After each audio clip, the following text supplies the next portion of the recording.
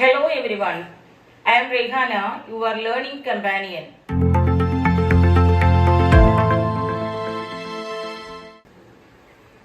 അനൂപ് തന്റെ മാസവരുമാനത്തിന്റെ കുറച്ചു ഭാഗം സിനിമ കാണാനും ഹോട്ടൽ ഭക്ഷണം കഴിക്കാനുമായി മാറ്റിവെക്കുന്നു. ഓരോ മാസവും 200 രൂപ സിനിമ ടിക്കറ്റിനും 100 രൂപ ഹോട്ടൽ ഭക്ഷണത്തിനുമാണ് അനൂപ് ചിലവഴിക്കുന്നത്. പെട്ടെന്നൊരു ദിവസം സിനിമ ടിക്കറ്റിന്റെ വില 200 രൂപയിൽ നിന്നും 100 രൂപയായി കുറയുന്നു. ഇവിടെ ഒന്നെങ്കിൽ അനൂപിന് 2 സിനിമ കാണാം, കാരണം ടിക്കറ്റ് 200-ൽ നിന്നും 100 രൂപയായി കുറഞ്ഞത് കൊണ്ട് ഒന്നുകിൽ 2 സിനിമ കാണാം, അതല്ലെങ്കിൽ ബാലൻസ് 100 rupees ഉപയോഗിച്ചുകൊണ്ട് ഹോട്ടൽ ഭക്ഷണം കഴിക്കാം. സാധനങ്ങളുടെ വില കുറയുന്നത് ഉപഭോക്താക്കളുടെ കൺസംഷനെ എങ്ങനെ ബാധിക്കുന്നു എന്നതാണ് ഇന്നത്തെ ക്ലാസ്സിലൂടെ നാം ഇവിടെ ചർച്ച ചെയ്യപ്പെടുന്നത്. Decomposition of price effect into income and substitution effect for the normal goods as per the Hicksian method. അതാണ് നമ്മൾ ഇന്ന് ചർച്ചയ്ക്കായി എടുത്തിരിക്കുന്നത്. Decomposition of price effect into income and substitution effect as per the Hicksian method and Slutsky's method. ഈ 2 ടോപ്പിക്കുകളാണ് ഇവിടെ discuss ചെയ്യുന്നത്. ആദ്യം എന്താണ് പ്രൈസ് എഫക്റ്റ്, എന്താണ് ഇൻകം എഫക്റ്റ്, എന്താണ് സബ്സ്റ്റിറ്റ്യൂഷൻ എഫക്റ്റ്, ഈ കാര്യങ്ങൾ നമുക്ക് നോക്കാം. പ്രൈസ് എഫക്റ്റ് മീൻസ് വിലയിലുണ്ടാകുന്ന മാറ്റം ക്വാണ്ടിറ്റി ഡിമാൻഡിനെ എങ്ങനെ ബാധിക്കുന്നു, അതാണ് പ്രൈസ് എഫക്റ്റ് എന്നതുകൊണ്ട് ഉദ്ദേശിക്കുന്നത്. Change in price leads to change in quantity demand, that is price effect. ഈ പ്രൈസ് എഫക്റ്റ് എന്ന് പറയുന്നത് 2 കാര്യങ്ങൾ ചേർന്നതാണ്. Income effect plus substitution effect. Substitution എഫക്റ്റും ഇൻകം എഫക്റ്റും ചേർന്നതിനെയാണ് നമ്മൾ പ്രൈസ് എഫക്റ്റ് എന്ന് പറയുന്നത്. ഇനി നമുക്ക് എന്താണ് സബ്സ്റ്റിറ്റ്യൂഷൻ എഫക്ട്, എന്താണ് ഇൻകം എഫക്ട് എന്ന് നോക്കാം. Substitution effect means change in the price of one commodity leads to change in the demand of another commodity. That is known as substitution effect. അതായത് ഒരു വസ്തുവിന്റെ വിലയിലുണ്ടാകുന്ന മാറ്റം മറ്റൊരു വസ്തുവിന്റെ ഡിമാൻഡിൽ മാറ്റം ഉണ്ടാക്കുന്നു. ഇത്തരം എഫക്റ്റുകളെ നമുക്ക് സബ്സ്റ്റിറ്റ്യൂഷൻ എഫക്ട് എന്ന് പറയാം.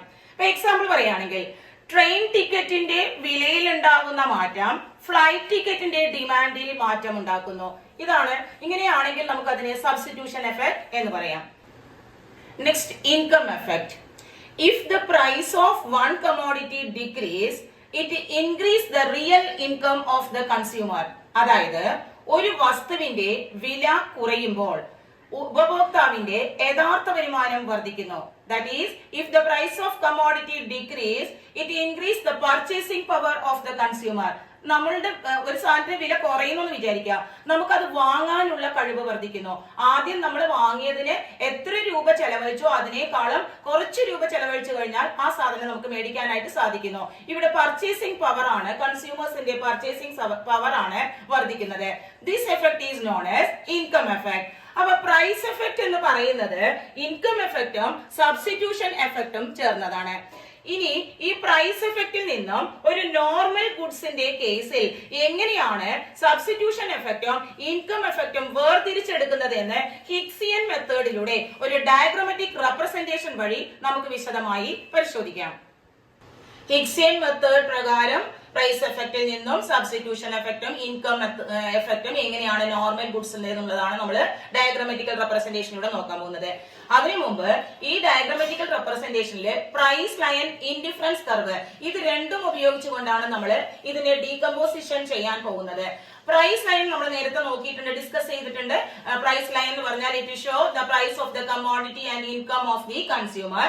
Then IC curve or indifference curve എന്ന് പറയുന്നത് കൺസ്യൂമർ പ്രിഫറൻസുകളെ കാണിച്ചുകൊണ്ട് വരയ്ക്കുന്ന കർവിനെയാണ് നമ്മൾ IC കർവ് എന്ന് പറയുന്നത്.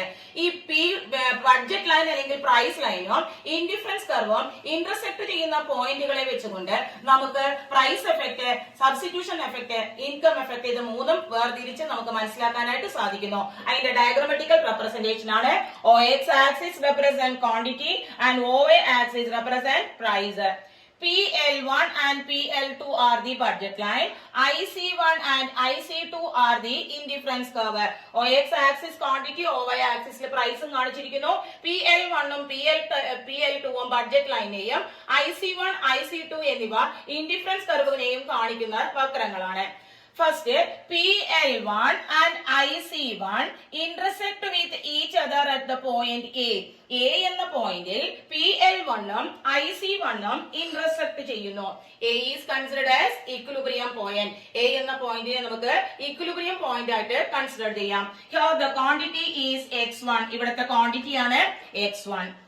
While the price of Y and income of the consumer remaining constant, if the price of X decrease, the budget line shift from PL to PL2.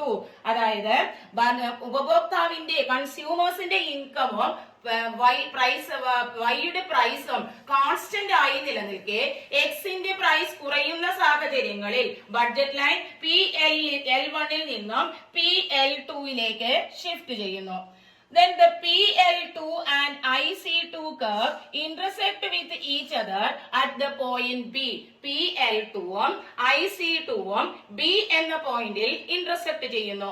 B is considered as equilibrium point. B എന്ന പോയിന്റിനെ നമുക്ക് പുതിയ equilibrium point ആയിട്ട് consider ചെയ്യാം. Here the quantity is X3.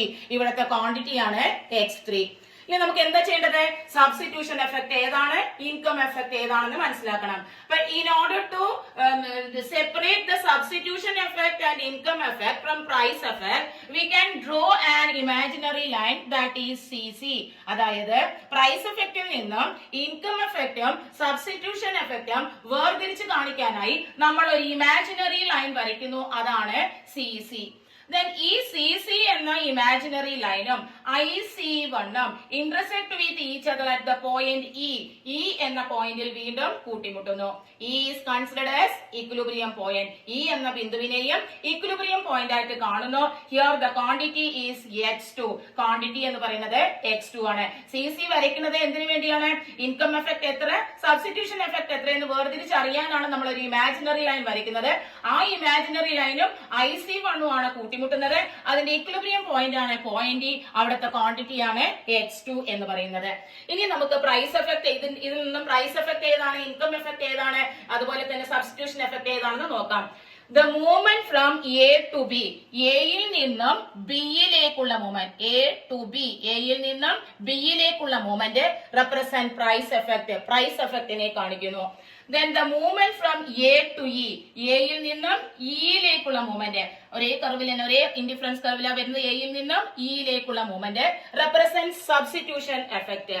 Then the movement from E to B. ഇയിൽ നിന്നും ബിയിലേക്കുള്ള movement represent income effect.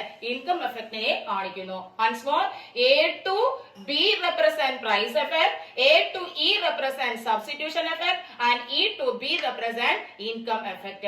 It's the Hicksian method. Normal goods എങ്ങനെയാണ് ഡീകമ്പോസിഷനോ സബ്സ്റ്റിറ്റ്യൂഷൻ എഫക്റ്റും ഇൻകം എഫക്റ്റും പ്രൈസ് എഫക്റ്റിൽ നിന്നും വേർതിരിച്ചു തരുന്നത് എന്നതാണ് നമ്മളിവിടെ മനസ്സിലാക്കിയത്. ഇനി സ്ലഡ്സ്കീസ് മെത്തേഡ് പ്രകാരം ഉള്ള ഡീകമ്പോസിഷൻ ആണ് നമ്മൾ നോക്കാനായിട്ട് പോകുന്നത്. By holding the real income of the consumer in different way, the substitution and income effect are separated from price effect. This method is suggested by the famous economist Slutsky. This method is known as Slutsky's method. അതായത് കൺസ്യൂമേഴ്സിന്റെ real income different വേയിൽ hold ചെയ്തുകൊണ്ട് price എഫക്റ്റിൽ നിന്നും നമുക്ക് income എഫക്റ്റും substitution എഫക്റ്റും വേർതിരിച്ചെടുക്കാൻ പറ്റും എന്നാണ് സ്ലഡ്സ്കി മെത്തേഡിലൂടെ നോർമൽ ഗുഡ്സിൽ നമുക്ക് മനസ്സിലാക്കി തരുന്നത്. അത് അദ്ദേഹം ഒരു ഡയഗ്രമാറ്റിക്കൽ റെപ്രസെന്റേഷനിലൂടെയാണ് നമുക്ക് കൂടുതലായിട്ട് വിശദീകരിച്ചു തരുന്നത്. നമുക്ക് ഡയഗ്രാമിലേക്ക് പോകാം. OX axis represent quantity and OY axis represent price. OX ആക്സിസിൽ ക്വാണ്ടിറ്റിയും OY ആക്സിസിൽ പ്രൈസും മാർക്ക് ചെയ്തിരിക്കുന്നു. ഇവിടെ രണ്ട് ബഡ്ജറ്റ് ലൈൻസ് കാണിക്കുന്നുണ്ട്. PL1 and PL2 are the budget line. നമ്മൾ ഹിക്സിയൻ മെത്തേഡില് രണ്ട് IC കർവിലൂടെ തന്നെയാണ് ഇന്റർസെക്ഷൻ പോസിബിൾ ആക്കിയത്. പക്ഷേ ഇവിടെ 3 IC കർവുകളും ഒരു ഇമാജിനറി ലൈനും 2 ബഡ്ജറ്റ് ലൈനും വെച്ചുകൊണ്ടാണ് സ്ലട്സ്കി തന്റെ മെത്തേഡിലൂടെ ഡീകമ്പോസിഷൻ നമുക്ക് എക്സ്പ്ലെയിൻ ചെയ്തിരുന്നത്. So PL1 and PL2 are the budget line. IC1, IC2 and IC3 are the indifference curve. IC1, IC2 and IC3 are the indifference curve. First, PL1 and IC1 intersect with each other at the point A. A എന്ന പോയിന്റില് PL1 ഉം IC1 ഉം intersect ചെയ്യുന്നു. A is considered as equilibrium point. A എന്ന പോയിന്റിനെ equilibrium point ആയി consider ചെയ്യുന്നു. Here the quantity is x1. ഇവിടുത്തെ quantity ആണ് x1 എന്നുള്ളത്. PL1 ഉം IC1 ഉം A എന്ന പോയിന്റിൽ ഇന്റർസെക്ട് ചെയ്തു. അതിനെ equilibrium point ആയി കൺസിഡർ ചെയ്യുന്നു. x1 എന്ന് പറയുന്നത് ഇവിടുത്തെ ക്വാണ്ടിറ്റി ആണ്. While the income of the consumer and price of Y remaining constant, if the price of X decrease, the budget line shifted to PL2. Y ന്റെ പ്രൈസും ഇൻകം ഓഫ് ദ കൺസ്യൂമറും കോൺസ്റ്റന്റ് ആയി നിലനിൽക്കെ X ന്റെ price കുറയുന്ന സാഹചര്യങ്ങളിൽ budget line PL ൽ നിന്നും PL2 shift ചെയ്യുന്നു. Then the PL2 and IC3 curve intersect with each other at the point C. PL2 ഉം IC3 curve C എന്ന പോയിന്റിൽ ഇന്റർസെക്ട് ചെയ്യുന്നു. C is considered as new equilibrium point. Here the quantity is x3. C ആണ് ഇവിടത്തെ equilibrium point. x3 എന്ന് പറയുന്നത് quantity ആണ്. അപ്പൊ Y ന്റെ പ്രൈസും എന്താണ് ഇൻകം മാറ്റമില്ലാതിരിക്കുമ്പോൾ X ന്റെ പ്രൈസ് കുറഞ്ഞത് കൊണ്ടാണ് ബഡ്ജറ്റ് ലൈൻ PL ൽ നിന്നും PL2 ഷിഫ്റ്റ് ചെയ്തത്. അതുകൊണ്ട് നമ്മൾ ഒരു പുതിയ IC കർവ് വരച്ചു ഇന്റർസെക്ഷന് വേണ്ടി. അങ്ങനെ PL2 ഉം IC3 കർവും C എന്ന പോയിന്റിൽ ഇന്റർസെക്ട് ചെയ്തു. C നെ നമ്മൾ ഇക്വിലിബ്രിയം പോയിന്റ് ആയി കൺസിഡർ ചെയ്യുന്നു. ഇവിടുത്തെ ക്വാണ്ടിറ്റി ആണ് x3. Then in order to separate income and substitution effect from price effect, we can draw an imaginary line that is MM. അതായത് പ്രൈസ് എഫക്റ്റിൽ നിന്നും സബ്സ്റ്റിറ്റ്യൂഷൻ എഫക്റ്റും ഇൻകം എഫക്റ്റും വേർതിരിച്ച് കാണിക്കാനായി നമ്മൾ ഒരു ഇമാജിനറി ലൈൻ വരയ്ക്കുന്നു. അതാണ് MM എന്ന് പറയുന്നത്. ഇനി നമ്മൾ MM and IC2 curve intersect with each other at the point C and B. IC2 curve MM എന്ന ഇമാജിനറി ലൈനും B എന്ന പോയിന്റിൽ ഇന്റർസെക്ട് ചെയ്യുന്നു. B is considered as equilibrium point. B എന്ന പോയിന്റിനെ നമ്മൾ equilibrium point ആയിട്ട് തന്നെയാണ് എടുക്കുന്നത്. Here the quantity is x2. ഇവിടുത്തെ ക്വാണ്ടിറ്റി ആണ് x2. അതായത് സ്ലട്സ്കി മെത്തേഡും ഹിഗ്സിയൻ മെത്തേഡിലും ഡിഫറൻസ് കാണുന്നത് സ്ലട്സ്കിയിൽ നമ്മൾ 2 IC കർവുകൾ വരച്ച് ഇമാജിനറി ലൈനെ ആദ്യത്തെ IC കർവിൽ തന്നെ ഇന്റർസെക്ട് ചെയ്താണ് നമ്മൾ സബ്സ്റ്റിറ്റ്യൂഷനും ഇൻകം എഫക്റ്റും വേർതിരിച്ചെടുത്തത് എങ്കിൽ സ്ലട്സ്കീസ് മെത്തേഡില് 3 കർവുകളും ഉണ്ട്. 3 IC കർവുകളുടെ സെപ്പറേറ്റ് IC കർവുകളിലൂടെയാണ് നമ്മൾ ഇന്റർസെക്ഷൻ പോസിബിൾ ആക്കിയിരിക്കുന്നത്. അതിലൂടെയാണ് നമ്മൾ decomposition of substitution and income effect ചിത്രീകരിച്ചിരിക്കുന്നത്. അപ്പോ ഇമാജിനറി ലൈനും IC2 കർവും ഇന്റർസെക്ട് ചെയ്യുന്ന പോയിന്റ് ആണ് പോയിന്റ് ബി. അതും ഇക്വിലിബ്രിയം പോയിന്റ് ആണ്. അവിടുത്തെ ക്വാണ്ടിറ്റി എന്ന് പറയുന്നത് x2 ആണ്. ഇനി നമുക്ക് മൂവ്മെന്റുകൾ നോക്കാം. The movement from A to C. A യിൽ നിന്നും C യിലേക്കുള്ള movement price effect. Then the movement from A to B. A യിൽ നിന്നും B യിലേക്കുള്ള movement substitution effect. And the movement from B to E represent income effect. B യിൽ നിന്നും C യിലേക്കുള്ള movement എന്ന് പറയുന്നത് ഇൻകം എഫക്റ്റിനെയും കാണിക്കുന്നു. ഓക്കെ, അപ്പൊ നമുക്കറിയാം പ്രൈസ് ഡിക്രീസ് ചെയ്യുമ്പോൾ നമ്മുടെ ഇൻകം കൂടുന്നു. ഇങ്ങനെ പ്രൈസ് ഡിക്രീസ് ചെയ്ത് ഇൻകം കൂടി പർച്ചേസിംഗ് പവർ വർദ്ധിച്ചത് മൂലം നിങ്ങൾക്ക് പുതിയ കുറെ ഐറ്റംസ് ജീവിതത്തിൽ വാങ്ങാനായിട്ട് പറ്റിയിട്ടുണ്ടാവും. അങ്ങനെയുള്ള എക്സ്പീരിയൻസ് എന്തെങ്കിലും ധാരാളം എക്സ്പീരിയൻസ് ഉണ്ടാകും. അത്തരത്തിലുള്ള ഏതെങ്കിലും ഒരു എക്സ്പീരിയൻസ് നിങ്ങൾ ചാറ്റ് ബോക്സിലൂടെ ഷെയർ ചെയ്യുമെന്ന് ആവശ്യപ്പെട്ടുകൊണ്ട് താൽക്കാലികമായി നിർത്തുന്നു. Bye bye.